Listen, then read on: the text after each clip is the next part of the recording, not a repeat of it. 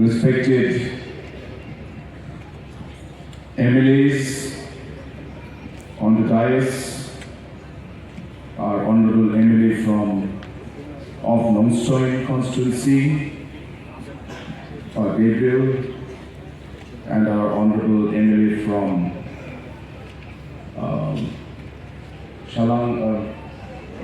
Motionwood constituency,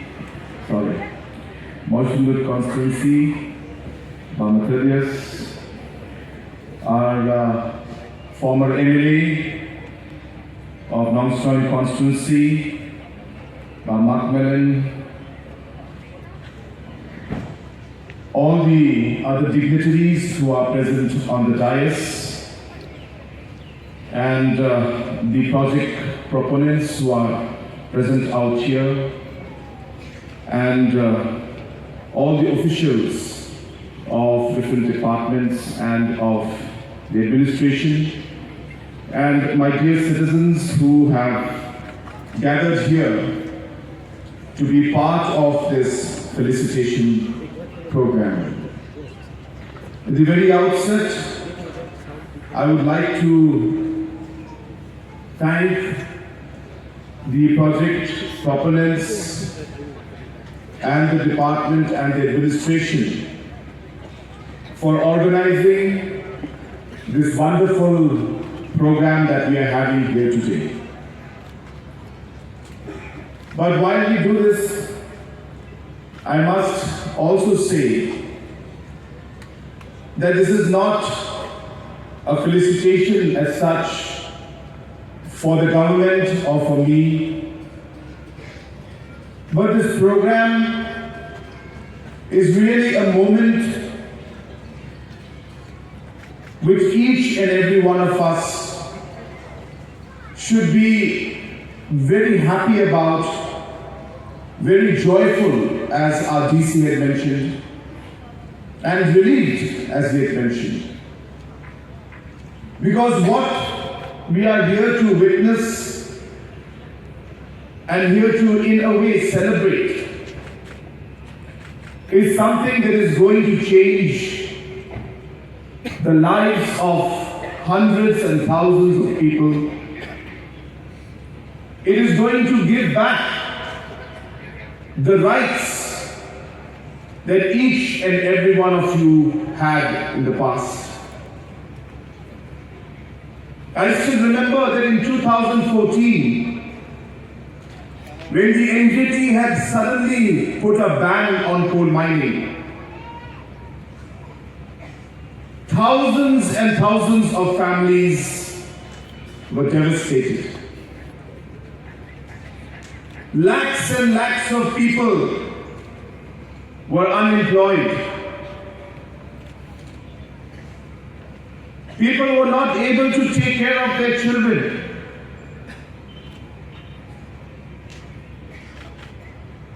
Students who were studying outside had to come back because their parents could not pay the fees anymore. In some families and houses, the parents were no longer able to feed their children. People of Meghalaya suffered, especially those who were in the coal and in the mining sector. Now, I'm not here to tell who's right or who's wrong. I'm just telling you what people went through. And I'm not here to blame anybody either. In 2014, when this ban took place, there was a lot of confusion on how we should move forward. What should be the steps that the government must take? But for many, many years, for whatever reason, I'm not here to blame anybody. The government was not able to decide how they should move forward. It was only in 2018 when the MDA-1 government came in. I had promised to the people of the state that we will work towards lifting the ban, and we will work towards once again opening up mining in our state. It was one of the most difficult tasks for us. And the reason it was difficult is because we did not know where to go, what to do, how to move forward, because we had never faced a problem like this. And maybe that's why the past governments did not dare to take decisions. But we did. We took the decision. I still remember the day. It was one of the more difficult days for us. Because when we look at this problem and we challenge it in the court, there is an equal chance that we may lose. And if we lose, then the situation will get even tougher. Politically, people will start blaming us. People may get very upset and angry with us.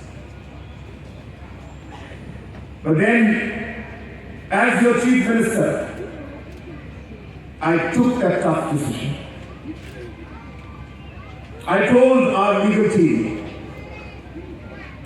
we cannot wait. We cannot simply expect Government of India to just open up the mining for us. Unless we don't take care of ourselves, nobody else will. And hence the journey started. I am happy that in July 2019, with the support of many people who are sitting here today, we were able to lift the ban on coal mining. And that was a major step. And a lot of people don't realize that that particular order of the Supreme Court was a historic judgment. Because it certified that in Meghalaya, the land, the soil and the subsoil belong to the landowner. It's not just for coal, but it is significant for every mineral resource we have. And that decision of the Supreme Court has ensured that our traditional rights, our rights over the land, our customs, our resources are protected forever. After that decision was taken, we had another challenge in front of us, where Supreme Court said you can mine, but you must mine scientifically. You can mine, but you must have safety for the miners. You can mine and take out the coal, but you must have safety measures for the environment. And hence the second part of our battle started, to ensure that we were able to get proper procedure done for scientific mining to start. And again, large challenges. Because unlike other parts of the country, the land is owned by the people. Different leases that the Government of India has been giving in other parts on coal, the same procedure cannot be followed for Meghalaya. The kind of scene that we have of coal out here is not the same as the rest of the country. So a different plan, a different strategy had to be adopted only for Meghalaya. And for Government of India, which runs many departments in many states, to come out with a separate program policy just for Meghalaya's coal and convince Delhi that we must do it is not an easy task. It requires a lot of convincing. It requires us to lobby with Delhi. It requires us to explain to the minister, to the officers, time and again, why we need a special concern and a special strategy for Meghalaya. And after many, many years, I have this sense of satisfaction today to see that what we have done in the last 5-6 years, to be able to wipe the tears of our people, to be able to give back the livelihood to our people, to be able to bring the smiles back in the little children's faces, that finally we are here today. This moment, the change has begun. And from now onwards, we will be able to mine gold in Meghalaya in a proper scientific and, more importantly, a proper legal manner. We still have few steps to be done, which are not very challenging because it is a state government's rule. We have to have the environmental clearances done by the state. We have to have some discussion with the public. We have to get some clarity on the mining plan, which may take anything from 45 to 60 days. But the major hurdle of ensuring that we were able to get the mining lease today has been completed. And I take this opportunity to congratulate the miners, the project proponents, the officials of the department who have worked tirelessly to ensure that we are able to see today.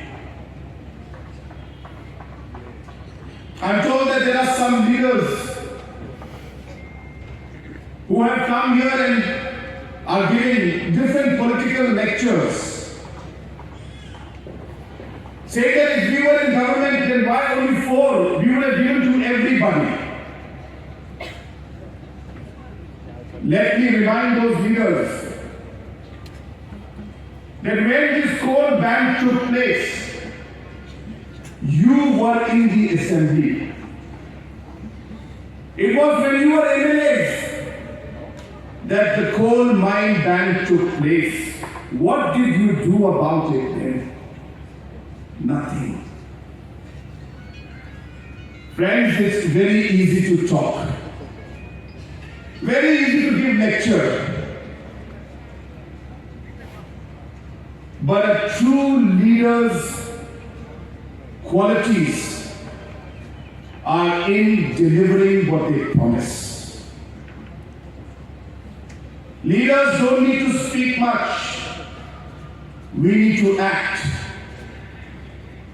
We don't talk much about how we worked in the border issue. We work towards resolving it.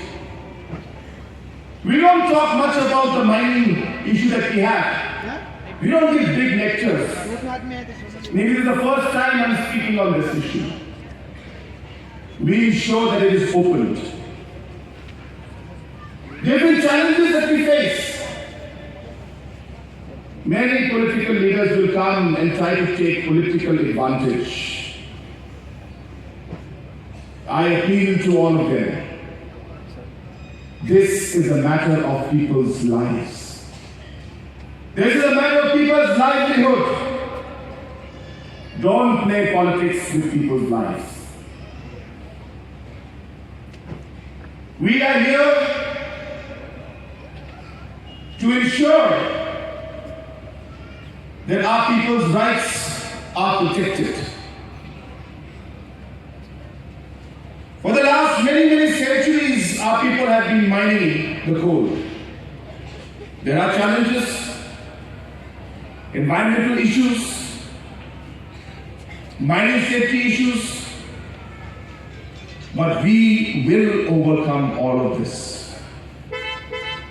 And today, as we mark this great and very historic day, I should say. I once again would like to congratulate each and every one who has played a very, very important role in ensuring that scientific mining and overall coal mining will finally start again in our state. 4 licenses have gone through. As was explained by one of our elders, that government has prescribed a format and a system of applying for the license. You have to follow the procedure. That does not mean that other people will not get. You will also get. You will also have to apply. Government of Meghalaya and your Chief Minister will help in guiding you on how to move in Delhi. But procedures will have to be followed. It may take some time before we are able to ensure that everybody who desires to have a license gets it. Because it's not like before. There is a process now in place which is monitored by Government of India. But what is important is that it has started now. And these 4 miners, once they are able to implement all the scientific procedures prescribed in the mining plan, they will be able to start their scientific mining very, very soon. Once the mining starts, as mentioned by our Secretary Mining, we expect many, many job opportunities to be created, many lives to be changed, many sectors to benefit. Government of Meghalaya is very, very aggressively pursuing setting up of thermal plants, because we strongly feel that in the long run, that will be the only way to be able to have a good hybrid power supply system, so that we are able to mix the different sources of energy to provide overall stability in the supply of power to the people of our state. That will depend on the coal that we have. And hence now that we have scientific and legal coal which will be available soon, we will be able to start the work on the thermal plants also. We also expect that as a result of the coal industry once again coming up, the revenue of the state government will also go up. We have suffered for the last decade because of the royalty not being received from coal. Meghalaya has been hit very, very badly to over 700 crores of revenue every year we have lost. That means in the last 10 years, close to 7,000 crores of revenue coal ban. Indirectly, the number will touch 20,000-30,000 crores. Is the economic loss that we possibly have had. But all this is now about to change. I once again appeal to all the project proponents that we must follow the procedure, we must follow the prescribed rules to ensure that we are able to have sustainable, scientific and safe mining in the state of Meghalaya. Once again, I thank each and every one of you for coming here for this meeting. I am told that lunch has not been served yet, so I know that all of you must be very, very hungry, and hence I will not delay my speech. I do apologize for coming slightly late, as I had many meetings in Secretariat before coming here. But I thank all of you for patiently waiting for us and being part of this very, very historic and a very memorable day for each and every one of us. May God bless each and every one of you, and may God bless our beautiful state of Meghalaya. Kublai Shibun, Mathela, and Jingim.